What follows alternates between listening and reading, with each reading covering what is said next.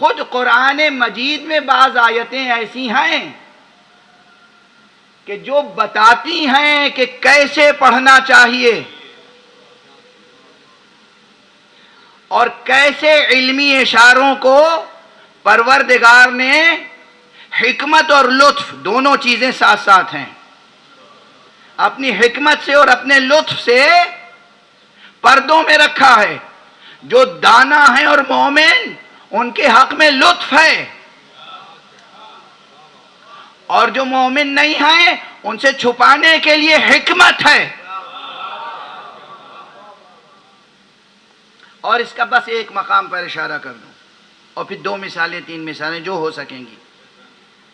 سورہ مبارکہ فتح کی آخری آیت ہے، محمد رسول اللہ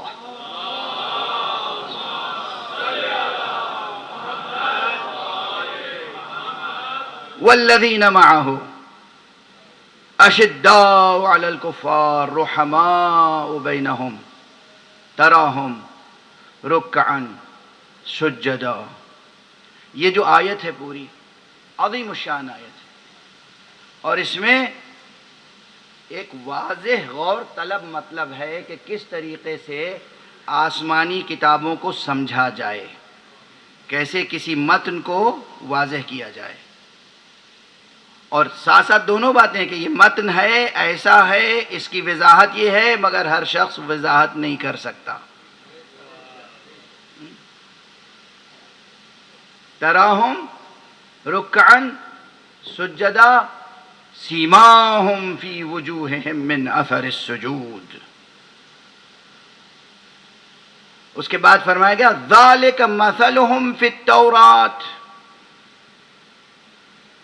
پھر کہا گیا وَمَثَلُهُمْ فِي الْإِنْجِيلِ كَزَرْعٍ أَخْرَجَ شَطْأَهُ فَآزَرَهُ۔ یہ جو پورا بیان ہے اس آیت میں یہ بہت فکر انگیز ہے۔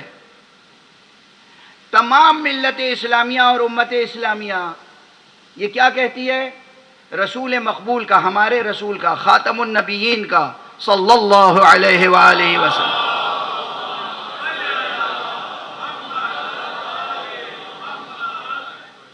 تذکرہ توریت میں بھی ہے، انجیل میں بھی ہے۔ اچھا کس طرح ہے یہ بتائیے، کس طرح ہے؟ توریت میں انجیل میں اسی طرح لکھا تھا کہ وہ آخری نبی جو ہوں گے ان کا نام محمد ہوگا، ان کے والد کا نام عبداللہ ہوگا، ان کی والدہ کا نام آمنہ ہوگا، ان کی اسی طرح لکھا ہے؟ نہیں لکھا ہے نا۔ مگر ساری امت کہتی ہے توریت و انجیل میں حضرت کا نام تھا۔ تو کیسے تھا؟ کس اسلوب میں تھا؟ کس طرح تھا؟ تھا یا نہیں تھا؟ سب کہیں گے تھا۔ پیغمبر کا نام و تذکرہ تھا نا توریت میں؟ تھا۔ ایک ساتھ 2 جواب دے رہا ہوں۔ توریت اللہ کی طرف سے کتاب نازل ہوئی تھی، اس میں آخری خاتم النبیین کا ذکر ہے، پیشین گوئی ہے، انجیل میں ہے، مگر کس طرح ہے؟ اس لیے کہ آج جن کے ہاتھوں میں انجیل ہے، جن کے ہاتھوں میں توریت ہے، وہ تو نہیں مانتے آپ کی بات، کہ وہ نہیں مانتے، مانے یا نہ مانے، تذکرہ تھا۔ جس اسلوب میں، جس اسٹائل میں پیغمبر کا تذکرہ توریت میں تھا، اسی اسلوب میں علی کا تذکرہ قرآن میں ہے۔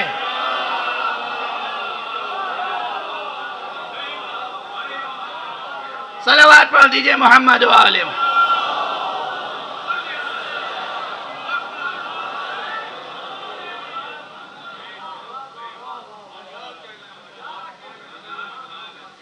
یہ منبری خطیبانہ نکتہ نہیں ہے، اصول کی طرف اشارہ کر رہا ہوں، اصول، how to read, how to understand, interpretation کیسے کریں گے، تفسیر کیسے کریں گے، تعویل کیسے کریں گے۔ تھا نا خاتم النبیین کا تذکرہ توریت میں؟ بے شک، ساری امت کہتی ہے تھا۔ انجیل میں تذکرہ تھا، پہلے صحیفوں میں تذکرہ، تو کیا پورا شجرہ تھا؟ کیا لفظ محمد تھا صلی اللہ علیہ وآلہ وسلم؟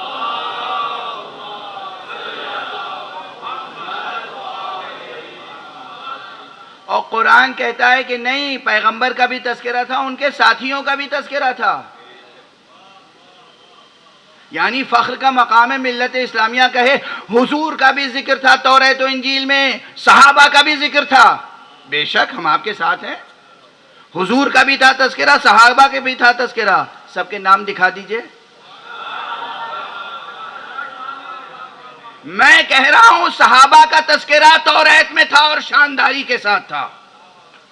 میں اعلان کر رہا ہوں صحابہ کا تذکرہ انجیل میں ہے اور بڑے اعزاز کے ساتھ ہے، مگر نام تو دکھائیے.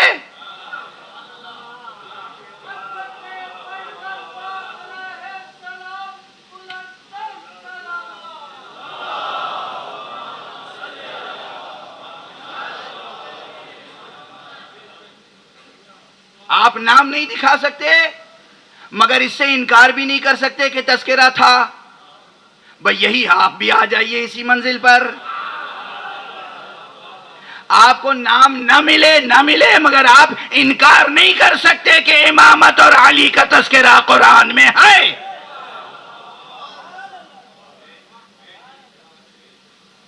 اب کیسے تھا؟ قرآن گواہی دے تو اس سے تو کوئی سرتابی نہیں کر سکتا نا. قرآن نے یہاں گواہی دی. ایک مقام ہے، اور بھی آیتیں ہیں، اب سب آیتیں نہیں عرض کر سکوں گا، وقت ختم ہو چکا. یہ آیت کیا ہے؟ محمد رسول اللہ والذین معہ صلی اللہ علیہ وآلہ وسلم اشداء علی الکفار رحماء بینہم تراہم رکعا سجدا. یہ جو پورا سلسلہ ہے آیت کا، اس میں قرآن مجید نے یہ بتایا کہ ان کا تذکرہ انجیل میں ایسے ہے کہ جیسے ذکر کیا گیا ہے وہ لوگ ایسے ہیں کہ وہ ہمیشہ رکوع میں رہتے ہیں، ہمیشہ سجدے میں رہتے ہیں. کیا؟ ہمیشہ رکوع میں رہتے ہیں، ہمیشہ سجدے میں رہتے ہیں. ان کے چہروں پر اللہ کی بندگی کا سجدے کا نشان ہے اور یہ ان کی پہچان توریت میں ہے. یعنی کیا ہوا؟ توریت میں کیسے ذکر ہے؟ نام نہیں ہے، نسب نہیں ہے، ولدیت نہیں ہے. یہ ہے کہ کچھ ایسے ہیں، وہ آنے والا ایسا ہوگا، اس کے ساتھی ایسے ہوں گے کہ وہ رکوع کرنے والے ہوں گے، قیام کرنے والے ہوں گے، سجود کرنے والے ہوں گے، ان کے چہروں پر سجدے کا نشان ہوگا. وہ اللہ کی رضا طلب کرنے والے ہوں گے، اللہ کی خوشنودی طلب کرنے والے ہوں گے. یہ تذکرہ محمد اور ان کے ساتھیوں کا ہے توریت میں. اب سمجھ میں آیا کہ نام نہیں ہے مگر یہ عام سی صفتیں ہیں، خاص مراد ہے. عام صفتیں ہیں، خاص مراد ہے. اگر قرآن نہ کہتا تو یقین آتا؟ نہیں آ سکتا تھا نا. قرآن نے خود کہا. کتنی سادہ سی پہچان ہے، اور قرآن کہہ رہا ہے کہ یہ تذکرہ کسی اور کا نہیں ہے، یہ تذکرہ خاتم النبیین اور ان کے اصحاب کا ہے. رکوع اور سجدہ اور سجدے کا نشان اور کچھ خاص حالات، یہی تو پہچان ہے نا توریت میں. اب قرآن مجید میں اگر کہیں یہ بات آئے انما ولیکم اللہ ورسولہ والذین آمنوا الذین یقیمون الصلاۃ ویؤتون الزکاۃ وہم راکعون.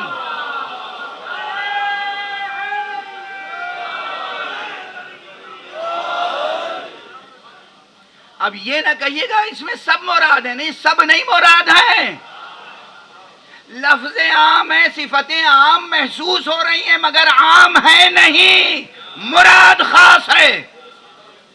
دلیل کیا؟ توریت اور انجیل کی عبارت کی تفسیر اللہ نے قرآن میں کر کے بتا دیا اور ان آیتوں کی تفسیر مصطفیٰ نے کر کے بتا دیا. صلوات پڑھیں محمد و آلہ.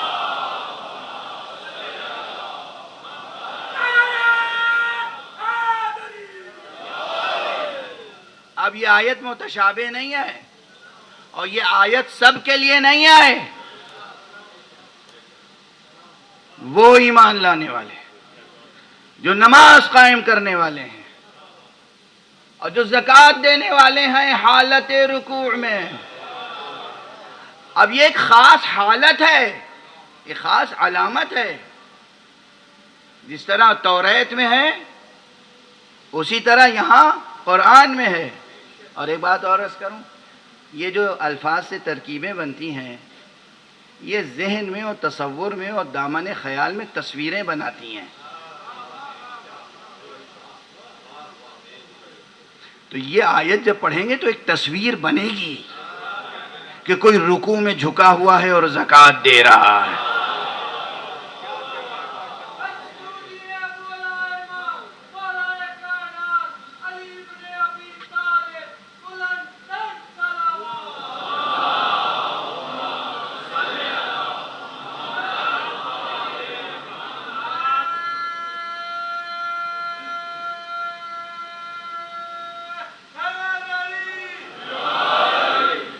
اب توجہ رکھیے گا، حالانکہ نہ موسم کوئی گنجائش چھوڑ رہا ہے، نہ وقت کے دامن میں گنجائش ہے، نہ میری صحت و طاقت ایسی ہے، مگر یہ کہ کسی حد تک بات مکمل ہو جائے تو میں عرض کر رہا ہوں کہ یہاں ٹھہر کے ایک بحث کم سے کم ذرا سا واضح اور ہو جائے. تفسیر کرنے والے کیا کرتے ہیں؟ صاحب رکوع سے مراد یہ خاص وضع نہیں ہے جو ہم نماز میں اختیار کرتے ہیں رکوع کی. رکوع سے مراد ہے خضوع، خشوع، یعنی یہ زکوٰۃ دیتے ہیں اور دل میں ان کے اللہ کا خوف و خضوع و خشوع ہوتا ہے. بھائی خضوع بھی عربی کا کلمہ ہے، خشوع بھی عربی کا کلمہ ہے، رکوع بھی عربی کا کلمہ ہے. اللہ سبحانہ و تعالی اس کے علاوہ اور بھی کلمات و تعبیر اختیار کر سکتا تھا. مثلا وَيُؤْتُونَ الزَّكَاةَ وَهُمْ شَاكِرُونَ، یعنی وہ زکوٰۃ دیتے ہیں اور اللہ کا شکر ادا کرتے ہیں کہ اللہ نے ہمیں دولت دی اور اس قابل بنایا کہ ہم زکوٰۃ دے رہے ہیں. ٹھیک ہے نا؟ یہ شاکرون اور ذاکرون اور خاضعون اور خاشعون یہ سب ترکیبیں چھوڑ کر خاص لفظ راکعون کیوں ہے؟ یہ اسی لیے ہے کہ عام کیفیت مراد نہ لی جائے، وہ خاص واقعہ درج ہو جائے قرآن میں. اور یہ ہماری تفسیر بالرائے ہو سکتی تھی اگر ہم اپنی طرف سے اپنی پسند سے کرتے، لیکن جب حدیث کے سرمائے میں ایک اچھا خاصا مجموعہ حدیثوں کا موجود ہے تو آپ کو کس نے یہ حق دیا کہ اتنی تمام حدیث رسول کی نظر انداز کر کے آپ اسے اپنی رائے کے مطابق محمول کریں؟ نہ ہوتی پیغمبر کی کوئی حدیث تو آپ کی رائے مان لیتے. حدیث موجود پھر بھی حدیث نہ ماننا اور رسول کی بات نہ مان کر یہ دعویٰ کرنا کہ ہم ہی تو نبی کو مانتے ہیں.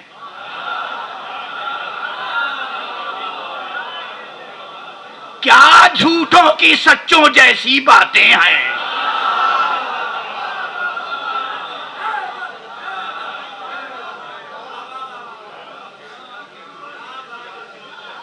صلوات پڑھ دیں محمد و آلہ.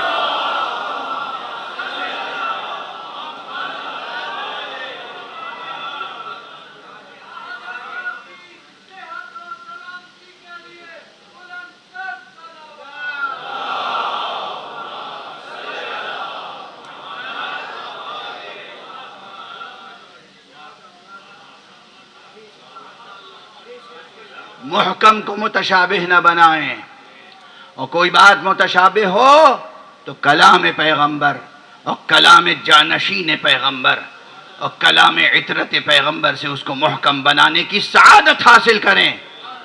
شکران نعمت کے عادی ہوں، کفران نعمت نہ کریں. بس آج اس سے زیادہ نہیں عرض کر سکوں گا. پہلے امام کی امامت کے تعلق سے ایک آیت پڑھ دی، آخری امام کی امامت کے تعلق سے ایک آیت پڑھ دوں اور بس پھر معال مجلس.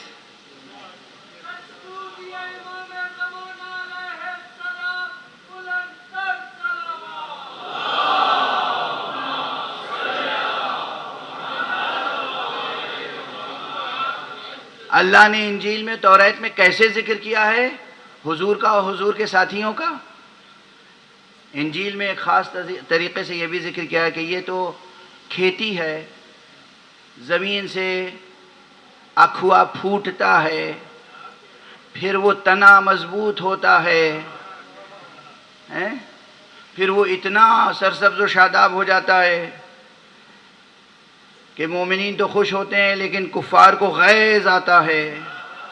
ہیں یہ سب پوری تصویر کشی، پورا منظر، پوری سینری، پورا سین نیچرل المحسوس، تاکہ مجرد حقیقت آپ کے پرسیپشن میں آ جائے. یہ بنا دی نا اللہ نے، بیان کر دیا. تو معلوم ہوا کہ اللہ ان حقیقتوں کو، ذکر ہے پیغمبر کا، پیغمبر ایک سانس لیتا ہوا وجود، ذکر ہے اصحاب پیغمبر کا، پیغمبر کے ساتھیوں کا سانس لیتے ہوئے وجود انسانی پہ کر. مثال کیسے دی جا رہی ہے؟ اکھوا، شاخ، تنا، درخت، کھیتی. کچھ سمجھ میں آیا؟ اسٹائل سمجھ میں آیا؟ اسلوب سمجھ میں آیا؟ ہمیں غور فرمانے آپ، اسلوب سمجھ میں آیا؟ میں کوئی ادعائے محض کر رہا ہوں؟ یعنی اللہ خاص چیزوں کا تذکرہ، عظیم چیزوں کا تذکرہ کیسی مثالوں سے دیتا ہے؟ قرآن کی آیت پڑھ رہا ہوں نا، جائیے خوب تحقیق کیجئے، قرآن کی آیت پڑھ رہا ہوں. تو معلوم ہوا کہ زمین اور کھیت اور درخت یہ سب بھی مثالوں میں ہیں. مراد کون ہے؟ مصطفیٰ صلی اللہ علیہ وآلہ.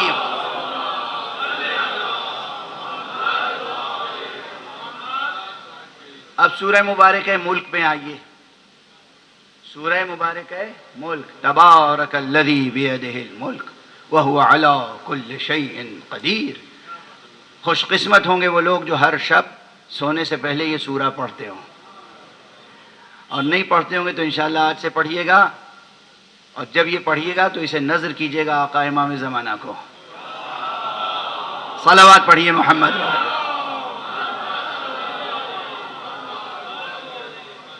دیکھیے گا پھر آپ کی زندگی میں کیسی نورانیت پیدا ہوتی ہے، کیا کرامتیں حاصل ہوتی ہیں، کیا معجزے حاصل ہوتے ہیں.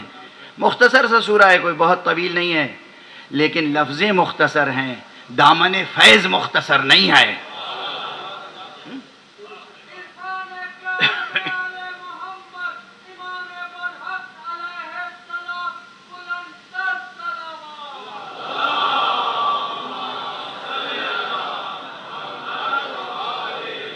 بس گفتگو مختصر ہو گئی. سورہ پڑھیے پورا سورہ. میں اپنی ادبی اور شاعرانہ تعبیر میں کہتا ہوں، خطیبانہ تعبیر میں، کہ یہ قصیدہ حضرت خاتم ہے، خاتم الاوصیاء، حضرت امام عصر کا قصیدہ ہے. یہ آخری آیت اس کی کیا ہے؟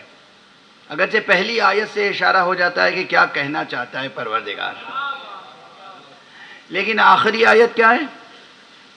آخری آیت یہ ہے کہ ارأیتم قل ارأیتم ان اصبح ماؤکم غورا فمن یأتیکم بماء معین. اے رسول کہہ دیجئے، کیا کہہ دیجئے؟ ارأیتم، کیا تم نے غور فرمایا ہے، کیا تم نے غور کیا ہے؟ ان اصبح ماؤکم غورا، جب تمہارا پانی غائب ہو جائے گا تو پھر کون زندگی بخش پانی تمہارے لیے لائے گا؟ جب پانی غائب ہو جائے گا تو پھر کون اسے ظاہر کرے گا؟ یہ بات ظاہراً پانی کی ہو رہی ہے، مگر اگر توریت اور انجیل کی عبارتیں سمجھنے کا طریقہ اللہ نے بتا دیا ہے تو پھر مصطفیٰ اور اہل بیت مصطفیٰ کی حدیثوں میں غور کیجئے کہ یہ کون سا پانی ہے جس کے غائب ہونے اور دوبارہ ظاہر ہونے کی بات ہو رہی ہے.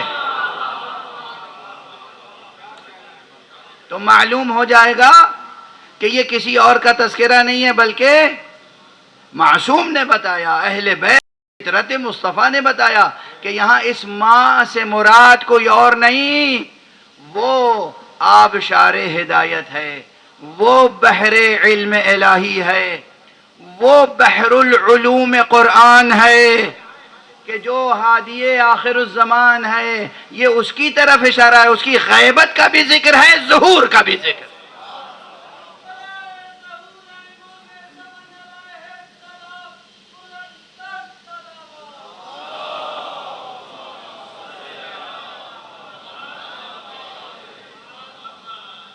قل ارائیتم، ان اصبح ماؤکم غورا فمن یاتیکم بماء معین.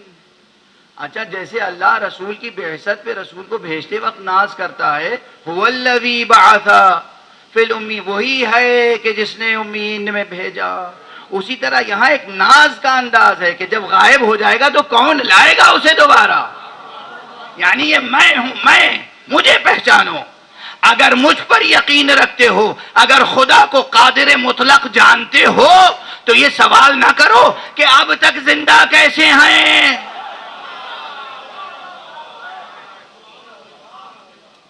کیسے پردہ غیب میں ہیں، کیسے ظہور فرمائیں گے، ہیں تو کہاں ہیں. ہم نے تو ٹیلیسکوپ لگا کے پوری کائنات کو دیکھ لیا، کہیں نظر نہیں آئے. ارے سامنے کی آیت پہ جب وہ پردہ ڈال دے تو سمجھ میں نہیں آتی.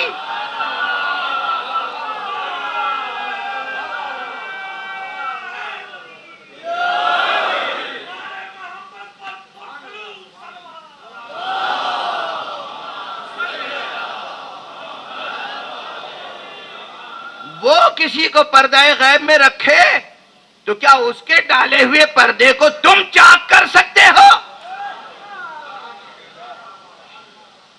وہ ہے پردہ غیب میں ہے اور وہ اپنی ثنا کر رہا ہے. پروردگار اپنی ثنا کر رہا ہے.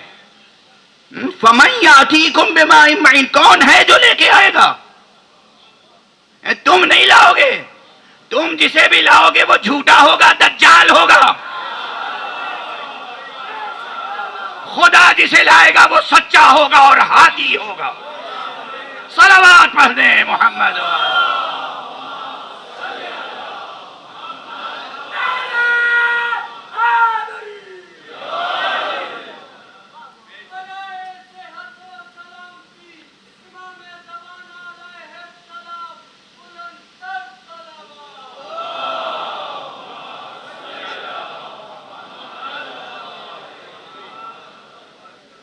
بس گفتگو تمام کر دی میں نے، اس لیے کہ دعا کیجیے گا پروردگار کوئی خدمت قبول فرما لے اس فقیر کی، ایسی زندگی اور ایسی توفیق مل جائے کہ یہ بحث مکمل طور پر